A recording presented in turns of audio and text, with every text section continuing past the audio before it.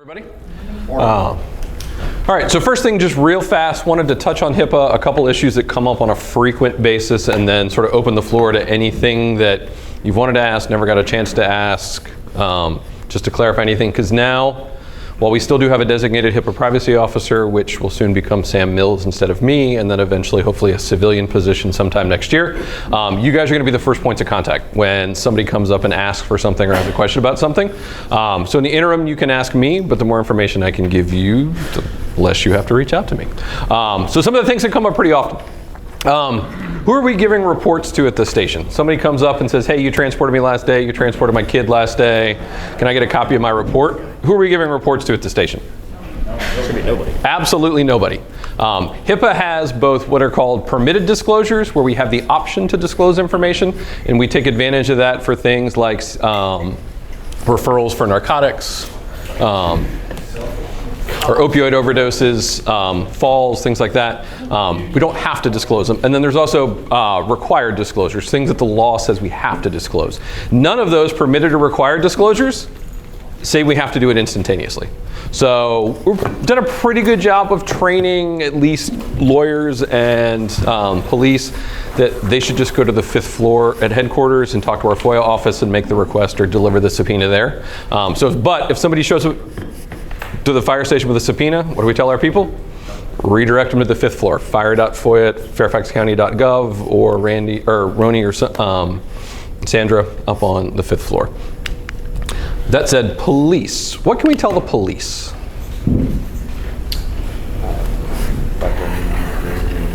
Say it out loud, because that's good. Life-threatening or non-life-threatening? Yeah, so technically they are not a HIPAA-covered entity. But we also recognize that they need to be able to do their jobs. So in talking to the Office of the County Attorney, where we've settled with them is we're not giving any medical information to the police, but what we can tell them is life-threatening, non-life-threatening. Because this determines if it's an accident, whether they call out the accident reconstruction team or one of the street cops just does a report. Or if it's an assault or something at a house or a cardiac arrest or something like that, do they need to call out an investigator potentially, or is just the beat cop doing the report? So essentially we're not telling them anything except life-threatening and non-life-threatening. The other two issues that have come up not recently, but have come up repeatedly again related to the police are with the new medic units with the door all the way forward. It's now very possible for somebody to camp out in the back, specifically law enforcement, and the patient doesn't know they're there. There is a section in HIPAA of what's called essentially implied consent. So you're a patient, I'm the doctor, you've got some friends and family visiting with you in your room. I walk into the room to talk to you about your care, give you an update or something like that. If you don't expressly object to them being there and say, hey, please don't talk about that in front of them, then you are giving me implied consent that you're cool with me talking about your medical condition or care in front of that person. So where that becomes relevant to us is, if you notice, and the cops are pretty good about not doing this, but you will occasionally see it, especially with the sicker patients, they'll camp out in the back. If that's the case, either encourage them to come forward, sit on the bench seat, sit on the CPR seat so the patient can see them, or find some creative way to let the patient know that they're back there without offending the police officer. That just keeps us out of trouble, where if it ends up being a DUI or something like that, and that person saying something to you, what they think is in confidence, and there's a police officer overhearing it, it just keeps us out of trouble. APS, CPS. A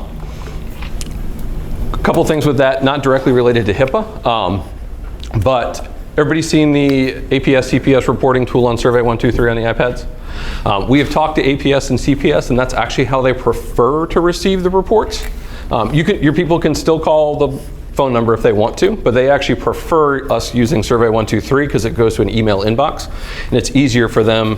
They're not having to try to translate, dictate right as they're listening to a voicemail. So that's one. Two, what can we tell APS and CPS for making a referral as it relates to HIPAA protected information? Everything, from what I understand, is restricted.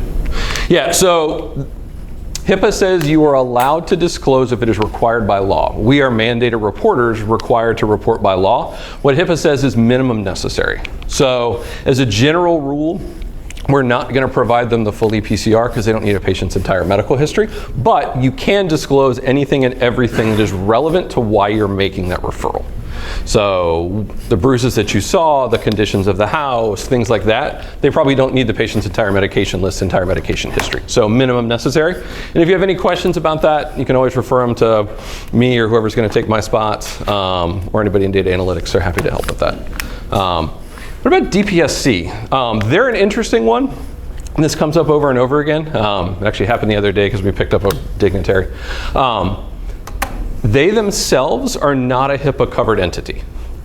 What they are is, if you look at the county procedural memorandum, they're considered an internal business associate. So when they're doing things for us in our role as healthcare providers, then the information that we're giving them or they're obtaining on our behalf is HIPAA protected. What we've settled with the county attorney is any information that their call takers are acquiring that they would do, whether it's somebody reporting a house fire or a car accident or a cardiac arrest or a cat in a tree, that's not HIPAA protected. So when you look at CAD comments and things like that, even if the caller's name may very well be the patient's name, but that information in the CAD comments is not inherently HIPAA protected. So, and then the last one, my ask of you as I transition my hat to Sam, is we still are running into issues with people not disposing of PHI properly. So as you swing by the hospitals a couple of times a day, take a look in the trash can. Remind our people that, where does all that paper and the stickers need to go? Shred box. The shred box, in the shredder, secure disposal bin. Stickers should not go up on the visor of the medic units or ambulances. Trout when you're laughing. Drives me crazy. Yep. So please just make sure that they're all getting disposed of. And if you come across any stations that don't have a shredder, just remind them that they're available to get ordered, because every station should have one. Anybody else have any burning questions related to HIPAA that you've wanted to ask or were curious or unsure about? There you go. Yes, sir. Discussing patient information over the radio. Oh, good question. So the answer is HIPAA considers that an incidental disclosure. So they don't, obviously we do 99% of our radio reports to the hospital, reports to the hospital via cell phone, but we do also have all the talk groups for all the hospitals. If you can give a report over an unencrypted radio channel, it's considered an incidental disclosure. That said, minimum necessary still applies, so obviously we're not giving the patient's name, their medical record number, stuff like that, but yes, you can give a normal report over the radio. All right. Yes, ma'am. What about over the phone to like the hospital? They picked up from a doctor's office, they said, I already called their Over the phone is fine. provide their name and Yep. date of birth and to link the Yep. call from the doctor and Yep, because that's not easily overhood and it's healthcare provider to healthcare provider. But no, good question. The only time I would ever worry specifically about the radio is if we're dealing with something that's going to be highly sought after. You know, there's a phrase in LA that every time Britney Spears gets admitted to the hospital, someone gets fired. People look for stuff. That there may be a time where you would say either we're going to talk about this on the phone or even use one of our encrypted channels, talk about something because it was that level of scrutiny. But overall, it's not a particularly big deal. I wouldn't normally do business. Certainly over the phone, actually often patient's name and medical record number is going to be critical if there's plans like Yeah, but yeah, good question. Yeah, actually, a couple years ago when the Dave Matthews Band member rolled his ATV and died and was transported to UVA, the charge nurse was fired before he got out of surgery because she was on social media. So, things you shouldn't do. All right, that's all I had for HIPAA. I just wanted to give you guys the opportunity to ask any questions and then clear up some things that are frequent. All right, so as it relates to reporting, what our ask of you guys is, these are essentially the sort of 4 big roles on a daily basis. Not expecting you to be the subject matter experts. That will be me, that will be Ryan Butenmuller soon, that will be Nelson for the foreseeable future. That said, they're gonna come to you and ask questions. So if there's anything that's popped up repeatedly in your course of providing patient care or as being an EMS supervisor, we'll go through that today and clarify anything for you. We'll talk about some of the more commonly screwed up things. Probably the biggest one on there are the two middle ones. Assisting with helping us find missing reports. So everybody's seen those 0700 emails, the automated ones that go out, missing EPCR. Essentially all that's doing is it's looking for every incident number where there's a TR timestamp in CAD and there's not an associated EPCR. It's an automated process. So those, the vast majority of those are canceled, no patient founds, things like that. So while we still need, the Office of EMS says we still need to do reports for those, we still need to run them down, those are not the ones I'm stressed about. The ones that we're more stressed about are the ones that involve patients, specifically the treated and transported ones. So our EMS billing company, our EMS billing program office, so Arsenio, if you guys have never met him, he does billing reconciliation on Mondays and Thursdays. So usually either Monday or Tuesday, Thursday or Friday, you'll get emails from Nelson, formerly me, or probably soon to be Ryan. Those are the ones we really need your help finding. In an ideal world, what we'd love to do is get the original off of the iPad that it was created on. And the rationale being, yes, ImageTrend has backups, it stores copies in the cloud. Those backups, one, don't have any attachment. So if they took pictures at the scene, they took pictures of a mutual aid 12 lead, the ZOL files are not attached, so those would have to get re-downloaded. If they took pictures of medication sheets or face sheets or things like that, those are not part of the backups. So in an ideal world, we would love to post off of the original device. Usually the emails will go out to whoever was the author of the report, and we'll CC the person, the closest EMS captain. You guys, as soon as I get a chance to update permissions today or tomorrow, will have the EMS supervisor permissions. You'll be able to, when you log in to Elite Web, the red icon, you'll be able to see every single EPCR ever created. When you log into Elite Field on an iPad in the field, you'll be able to see all reports that are on that device, not just yours. So I'm a firm believer, let's put some, making the people who write the reports who didn't post them successfully have some skin in the game. So if it's somebody who normally works at that station, I would love for you to get them to post the report. That said, if it's somebody working detail, callback, exchange halfway across the county and they're never going to be around that area again, there may be an ask for you to swing by and try to sign into that iPad and post it. Any questions on that? All right. All right, so in terms of accessing reports, if you log into Elite Web, obviously everybody's used to doing the fire reports, but if you click on that one, probably today or tomorrow, you'll see every single report. Some things to keep in mind as you're searching for reports, and this can be either your own or more realistically, it's going to be people in your battalion or your area reaching out going, hey, I got this missing EPCR email. Can you see if it's posted or not?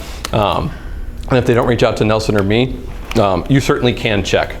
So the only thing I would say is it defaults to a 2-week time range. So if it's an older report, you're just going to need to expand that date. Otherwise, it will not return.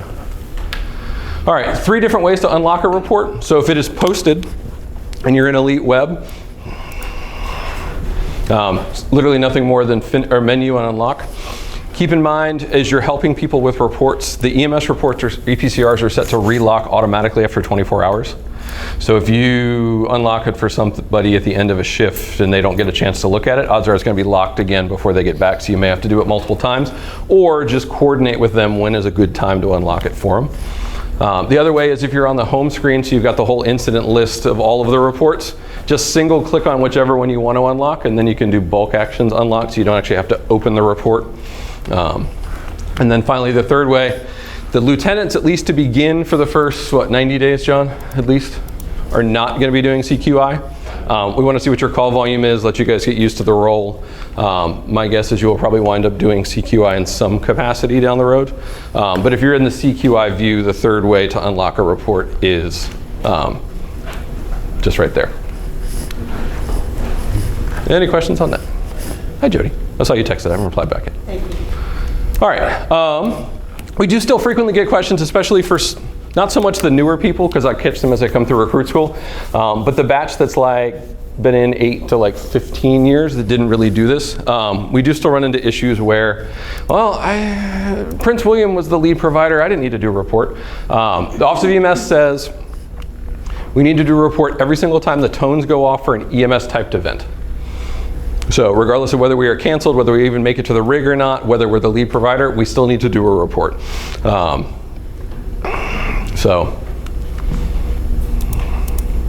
In terms of who does the report, the Virginia Office of EMS doesn't care. The Virginia Office of EMS says that each licensed EMS agency that responds to an EMS event needs to submit an EPCR. So if truck 41 goes with medic 5, whatever, 512? 502. And our person hops off, our provider's doing a treated and transferred care report, they're doing a treated and transported report, both agencies need to submit one. If it's both Fairfax County units, then only one of them needs to do it. The Virginia Office of EMS says each unit that responds can do a report. So if you're on the engine and you're going with medic 1, if you want to do your own report to capture what you're doing, that's the Office of EMS says it's acceptable, but you don't have to. I would encourage us to put what's that? What I would encourage us to do is try to put all of the information, or as much as possible, in the transport units report, because that's the only report that winds up getting embedded in the patient's chart at the hospital. So yes, you could document what you did as ALS 40, what are you going to? 401. And the transport unit could do the same thing and the engine could do the same thing, but if all the care might all be there, but spread across 3 reports, it's really hard for us to see the totality of what's going on, and it looks really weird at the hospital. So try to put all the information in the transport units report.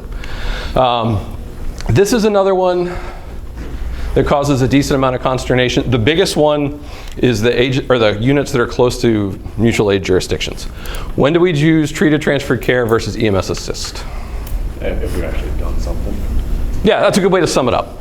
So we know everybody out in the field really, really tries to get away with just doing EMS assist because that requires way less information to be filled out.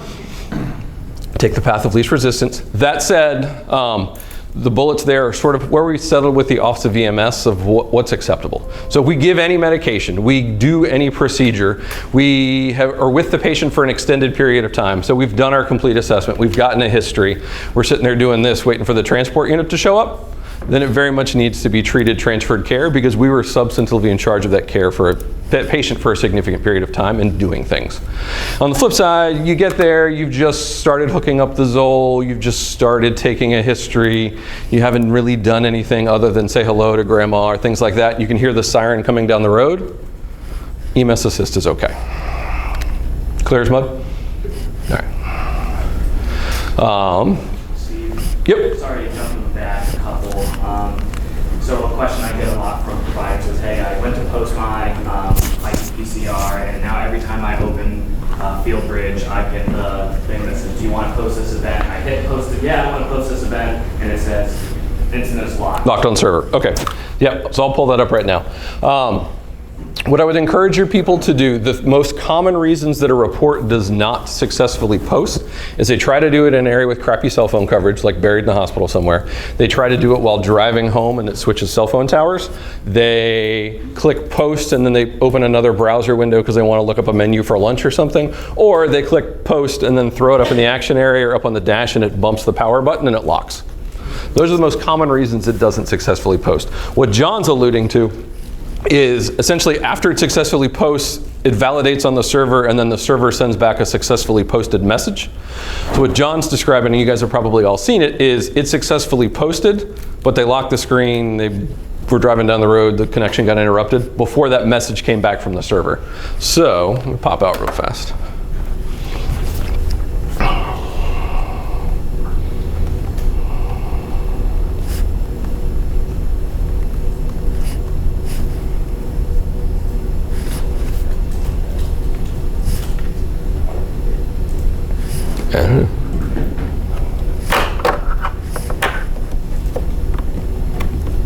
Wayne said I'm batting 1,000 this week. 2 days. There we go.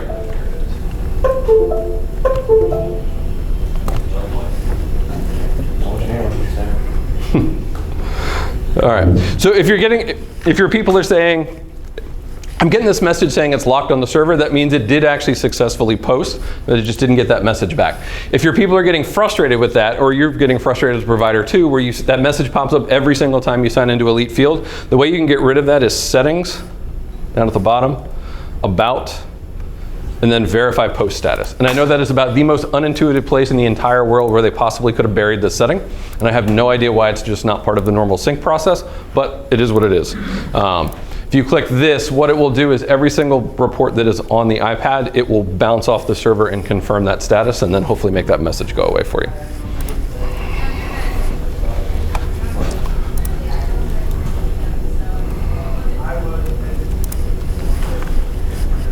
All right, what else did we have? All right, we occasionally get people complaining about DIRTs. And again, you can be a quasi-SME here too.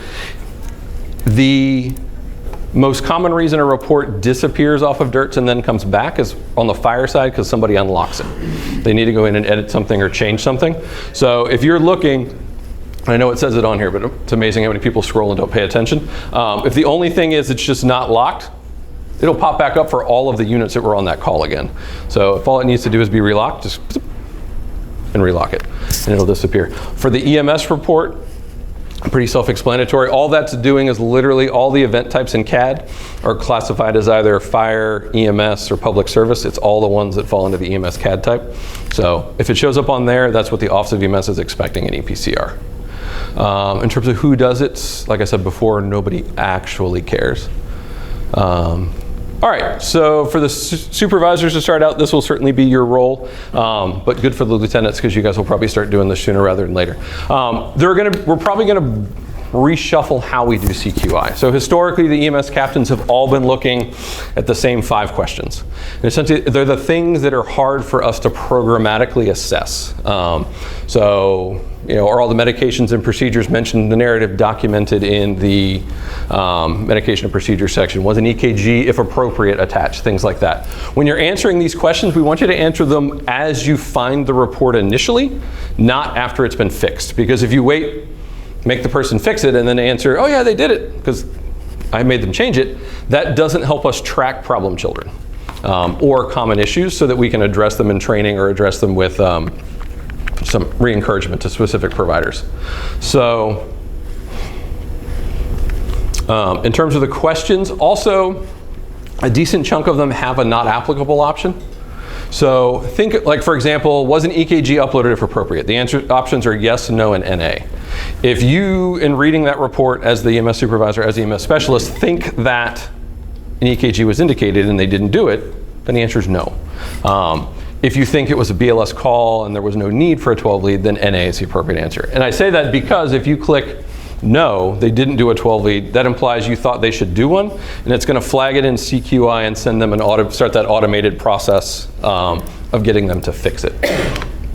A couple of people have reached out and asked, how do I make it go away? I got this automated email, it's continuing to, now it's emailing my shift leader, now it's emailing my battalion chief. How do I make it go away? Well, fix the issue. Their criteria to make it disappear off of the CQI dashboard and to make those automatic emails stop is the report needs to be unlocked, and then the person listed as the author of the report needs to access the report while it's unlocked. So things that are like pretty easy. You're missing a medication or a procedure that you mentioned in the narrative. Those are pretty easy, just add them. Missing a 12 lead, a lot of times they've actually done it, they just didn't bother to download the Zoll data. That's easy enough to fix. The harder ones, or the more subjective ones, are, you didn't use the appropriate level of transport. That might be just having a conversation with them and there's nothing to actually add to the report, in which case just unlock it for them, have them open it up and close it and it will go away. Or it could be, can you explain your thought process of why you decided not to do this? Why you decided not to take an ALS provider or something like that? And it may be that they got on scene first as the ambulance and decided the hospital was 2 blocks away and they didn't want to wait for one, and it was totally justified. It just wasn't mentioned in their narrative. So to make it go away, unlocked, and then they need to access it while it is unlocked. All right. One of the other issues we've historically run into is we do the CQI, but we don't always communicate to the providers about what needs to be corrected. Yes, they can open up the report and it will show how you answered your CQI questions, but communicating with them via a message is an exponentially easier way to do it and cuts down on the back and forth of, what do you want? Why did I get this email? You can send them an email, you can call them, you can stop by in person, you can use a carrier pigeon, we don't care. I would highly encourage you, however, whatever method you want to use, to also send them an ImageTrend message within their ImageTrend inbox. And the rationale for that is, it makes it exponentially easier for them to find the report, because at the top, they've got the link that will take them straight there. What I found is if you just call them and say, hey, I need you to fix this report, they don't know where to go to fix it. They don't know how to go into Elite Web to pull up the report. They're trying to scroll through Elite Field, something like that. So the easiest thing is just send them a message, and that way they can just click on that link at the top and you can't screw it up. Otherwise it's back and forth, back and forth. Other things as you're sending or you're doing your CQI, yes, we want to flag the things that are deficient, need to get fixed, but also I encourage you to praise the positive. We're very easy to point out the things that are bad, but sending a messages of like, hey, great thorough documentation, sounds like a challenging call. The other thing I will do when I'm doing CQI is I will pull up the patient outcome dashboard, and if there's an outcome listed for a patient that's moderately interesting or aligns with what their primary impression was, or it was something different, I'll drop it in there and be like, hey, I'm not sure if you saw the outcome on this patient yet, but they did have a pelvic fracture or whatever it might be, just to keep them engaged and keep them curious. Any questions on the outcome dashboard? Is everybody using that on a semi-regular basis at least? The other two things that Beth brought up the other day, this is a slightly older screenshot. Now all of this used to just show the Inova facilities because that's the only one we had the automated interface with. We're in the process of getting an interface with every single hospital, probably later this year, beginning of next year. So it's now showing all of them, including like HCA transports, VHC facilities. So you're obviously not going to see outcome information for them yet, but everybody's seen the like little envelope icons over on the right-hand side. I encourage your people to use that instead of just sending, what is it, patient follow-ups at fairfaxcounty.gov, an email address. Click on that little icon, because what that will do is that will pull the CAD rosters of every single unit that has an on-scene timestamp for that incident and include them in the CC line. That way it's not just you or the person submitting the request getting the outcome information back, it's everybody who is on the call, so everybody can benefit from the information.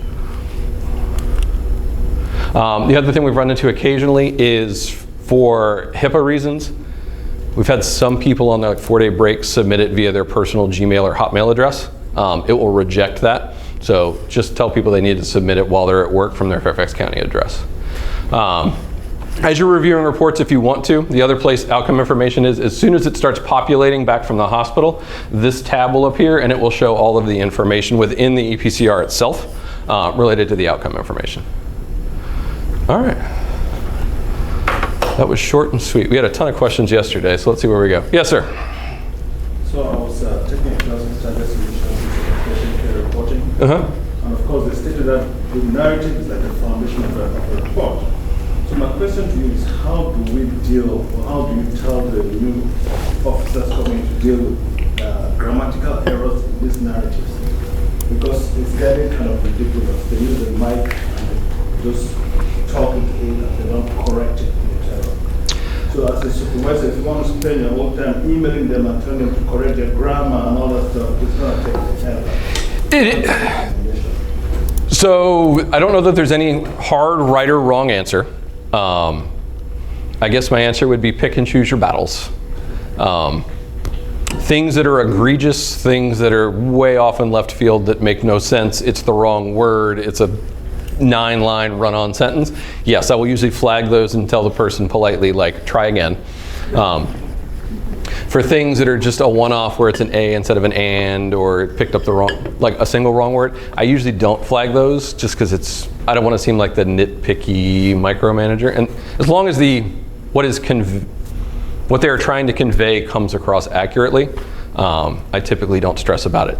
Some things coming down the pike which should help with that.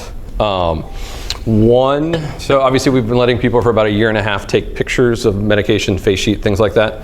ImageTrend September is going to release an update where you take a picture of it and then it will use AI to identify and extract all the elements and drop them in the appropriate fields like medications, allergies, history. If you take a picture of a face sheet, name, date of birth, gender, social security number, things like that.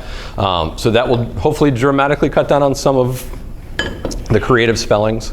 And then 2, they're also releasing a, not an auto narrative AI, but a narrative support AI. So essentially you can stream of consciousness just talk through your narrative, and what it will do is make it sound like you're intelligent. So it's not adding any additional information, it's just restructuring your sort of stumbling, stammering stream of consciousness to make it sound like it's a high school or college paper, and not written by a buffoon. So that was one of the struggles when we looked at vendors a couple months ago, was some of their AI solutions for narratives was actually pulling from different parts of the report. You know, an AI tends to hallucinate, so we did not want that. But the ImageTrend one is just taking what you've dictated and making it more organized. So hopefully that will cut down on the ridiculous grammar. Is a part of that going to like reconcile between the narrative and the, like if you put something that you gave medications but it wasn't documented in there, that it'll flag it before you can post it? Not in the first rollout of those 2 features. We have been talking to them about that, and that is their goal is to bake AI into CQI in round 2. It was something we had tried to do a couple years ago, where training an AI large language model to look at the narrative, and if it mentioned a medication or procedure that it didn't see in the meta procedure section, flag it. Turns out DASM burned through all of the county's Microsoft credits for the entire year in a weekend trying to do that.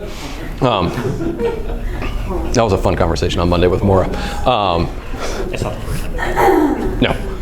We do that quite frequently, actually. But we've been talking to ImageTrend about that. Because yes, we could catch it on the back end, but ideally, for those old enough, like, remember Clippy from Microsoft Office 95? Ideally, what we've talked to them about is, it would be really nice to say, hey, it looks like you're talking about Epi and Benadryl in your narrative. I don't see them in the medication section. Would you like to go at it? And so that's what they're planning on working on for Q1, Q2, 2026. So it's coming, is the short answer. Because I would love to put it on the front end so the providers put it in and we don't need to find it on the back end during CQI. But no, good question. Will it translate like Gen Z speak into a narrative? Like, I don't know that there's a language model smart enough to do that yet. Yes, no RIS, no cap, whatever the hell. Yeah, I can't understand my kids these days. What else we got? Other burning questions about reporting? Is there instances where people want reports unlocked? Is there specific reasons that you should not unlock for them? Only because I've been interrogated before about why I wanted reports unlocked. So the SOP, which Nelson is working on updating because it's overdue to get updated, is left over from when ImageTrend did not have field level audit tracking. So if something changed, we don't know what the original one, we didn't know what the original one was versus what they changed it to. Now, as soon as you click post, ImageTrend does field level log. So every time somebody opens a report, saves a report, prints a report, does CQI on a report, or a provider goes in and changes values, not only does it log who it was, when it was, but also what the old value was and what the new value is. And that's everything from narratives to meds, procedures, name, whatever. So anything, we can see what they changed and why. So if your spidey senses go off, like, man, I done fucked up. I need to fix this report so it sounds less bad. Like, if your spidey senses are going off, then maybe you should question them and say no. If it's just like, hey, I missed this, or I need to correct this, or I noticed this was wrong, then we can see what the old and new values were, so we're not super stressed about it. The ones I did are somebody's doing the BL training. For their BL training, they need to be the primary provider for that call. For it to count, yeah. For it to count, and they're like, oh, I was just running calls all day and forgot to put the BLS provider as, because it was already pre-populated on the front side. Yep. Yeah, if it's something that's fishy, like, and they're like, oh, you can always say like, well, feel free to add an addendum. Yeah. You know what I mean? And that way you can show that they wanted to change something. Other things we've run into a couple times, and you've probably seen it, now at the end, it asks the number of providers in the back with the patient during transport, and it will flag orange sometimes. That warning rule, it's not a validation rule, so it'll let you finish the report, but it flags orange if the number of people you picked in that field does not match the number of crew listed on the crew roster. And so we put this in there because our new billing company is, for lack of a better word, significantly more anal than our old billing company. Specifically as it comes to ALS assessments with BLS transport. So the GO specifically says, if you ride along, if an ALS provider upgrades an ambulance, they should put themselves on the roster. Because that way, the billing company knows there was a paramedic on there, they can figure out who it was to justify the assessment. Because if we dispatch via EMD something as an ALS emergency, so Bravo, Charlie, cardiac arrest, shoot, stab, whatever, and an ALS provider gets there and does an ALS assessment, even if they get transported at a BLS level, like we get dispatched for alpha level trouble breathing, we determine do an ALS assessment, determine it's a panic attack, we send them by ambulance. The insurance companies and CMS will still reimburse us at an ALS-1 rate. Because they basically say, you had an organized EMD structure or process in place, you put in the resources to put a paramedic there to do an assessment, you deserve to get compensated for that. And the key part of that is, remember, like, most medical care is thinking, not like doing something. Yes. So like, you should get paid for ALS thinking, even if that thinking then leads you to not need to do something. So that's one of the things, just keep an eye on it and impart to your people of, if you're hopping up, whether you guys by yourselves, as the ALS provider, or your AFR medics hopping on an ambulance, make sure they're putting themselves on the roster if they were actually riding it. The other thing related to that, I don't know if you guys have seen it because you're all medics, but on the ambulances, there is a question that pops up under the assessment if was an ALS assessment done. And then if you click yes, it asks them for the name of the provider, ALS provider, and the unit they came off of. Those are supplemental questions. So the challenge is those don't go to the billing company. Why those were put there is everybody's seen the auto narrative templates for ALS assessment, BLS transport under the narrative section. When you click that, or when the BLS providers on the ambulance click that, it pulls those two name fields in and puts all of the language in the narrative that the billing company says they need to be able to bill at an ALS level. So just putting the name and the unit they came off of in the field doesn't help the billing company. Just encourage them to add it to the narrative either by typing it themselves or using that auto narrative template. Does that make sense?